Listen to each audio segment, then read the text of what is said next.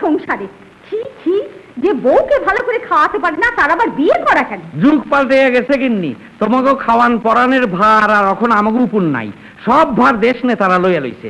মাঠে মাঠে বক্তৃতা শোনো না, আমাকে ভোট দেন, আপনাকে সব দায়িত্ব আমরা লমু, পুত্র কন্যা জরু গরু বেবাক। থামো থামো, আর মুখ নেড়ো না। তখনই সবাই বাবাকে বলেছিল স্কুল মাস্টারের হাতে মেয়ে দেবেন না, কেবল মুখ সর্বস্ব, ছাত্রদের কাছে বড়াই করে করে। ভুল গিন্নি ভুল, এক্কেরে ভুল। ছাত্রগো রাস্তায় দেখলে আজকাল মাস্টারেরা দ্রুত গতিতে ফুটপাত বদল করে। আগে ছাত্রগো হাতে থাকতো পুস্তক, এখন থাকে স্টক, লক্ষ্য হইল মস্তক। এখন এই দেশের মূল মন্ত্র কি জানো? নেতা ধর্ম, নেতা স্বর্গ, নেতা হি পরমন্তপ। হায় রে, এমন মানুষের হাতেও পড়তে হলো আমাকে। হঠাৎ বড় নাই গিন্নি 43-এর পর। তার মানে? তার মানে 43 জনরে বরবাদ কইরা দেওনের পর আমি 44 নম্বর আসামি ফাইসা গেলাম। যাইও দিদি, ঠিক করে ফেললাম। কি?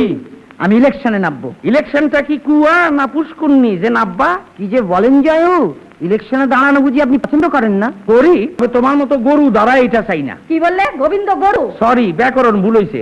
গরু না, ষাঁড়, ষণ্ড। খবরদার, ওভাবে কথা বলবে না। হ্যাঁ রে গোবিন্দ, জিততে পারবি তো? নিশ্চয়ই। ও তুমি দেখে নিও দিদি। জিতা কি করবা? কেন, এমএলএ হব, বিধানসভায় ঢুকবো। বিধানসভায় তো দেশের আইন তৈরি হয়, তুমি শালা মুখ্য ওইখানে গিয়ে কি করবা? যাও কে, এবার আসল কথাটা কও দেখি। তোমার ইলেকশনে নামাইতে চায় কোন কন্ট্রাক্টর?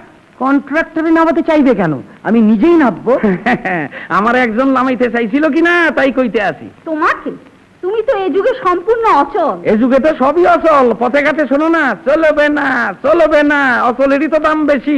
যাইও, কন্ট্রাক্টরের ব্যাপারটা কি বলুন তো? আর ওই কামাখ্যা বাবু, ওই যে মোরের লাল বাড়ি, আরে ওই যে বাড়ি তৈরি করে আর দেওয়াইলে সাইনবোর্ড লটকায়, হেলান দিবেন না। হেলান দিবেন না কেন? হ্যাঁ, কাদামাটির গাঁথনি, বুঝলা না, হেলান দিলেই কাইট। সেই কামাখ্যা বাবু আমার কাছে আইয়া কাইন্দা বইরা কয় কি, দাদা আপনি ইলেকশনে খারান, সব খরচ আমার, আপনি শুধু খারাইয়া আমারে বাঁচান। খারাবো কি? ওর কথা শুনে তো আমি পশার থেকে শুয়ে পড়লাম।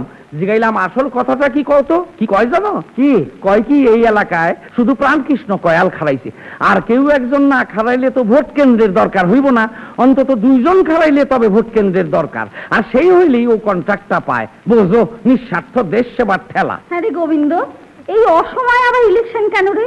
এই তো 1 বছর আগে ইলেকশন হয়ে গেল। বাংলাদেশে সব জিনিসই তো অসময় হয় গিন্নি। দেখো না, আগে বিয়া হইতো বাল্যকালে, অর্থাৎ এখনকার মতো অসময়।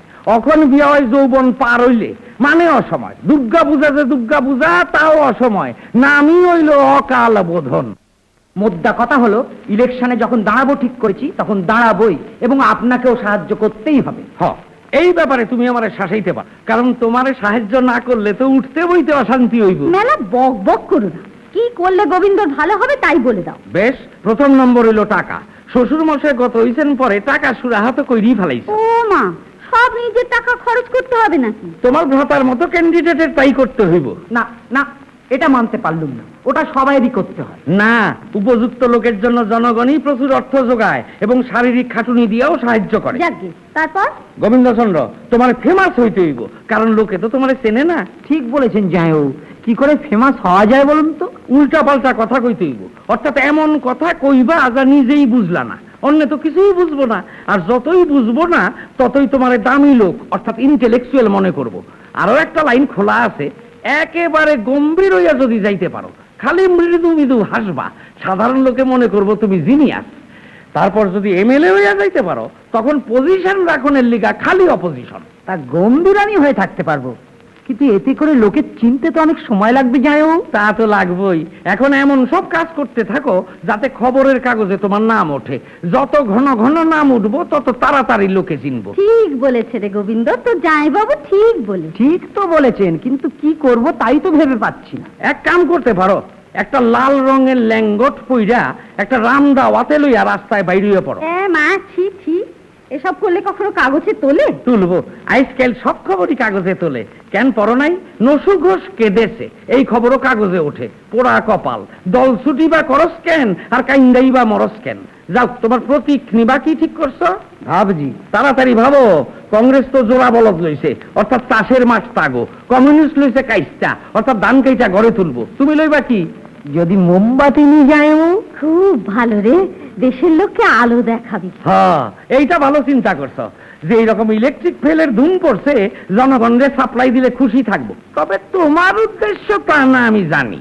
তুমি চাও আলোতে চোখ ধাঁধাইয়া দিয়া ব্যাবাক ধান চাউল পাতালে পাচার করতে।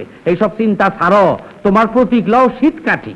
মানে মানে দেশের জনগণরে আগেই জানাইয়া দিলা তোমার উদ্দেশ্যটা কি। ছি ছি, লোকে কি ভাববে তাহলে? বাবু নতুন রকমের চোর, সত্য ভাষণের সাহস আছে। ঠিক আছে, তারপর বলুন। লাফালাফি করতে পারো? না না, লাফালাফি করবে কি? শেষে হাত পা ভাঙবে কি? লাফালাফির দরকারটা কি বুঝলাম না। আরে লাফালাফিরই তো দরকার।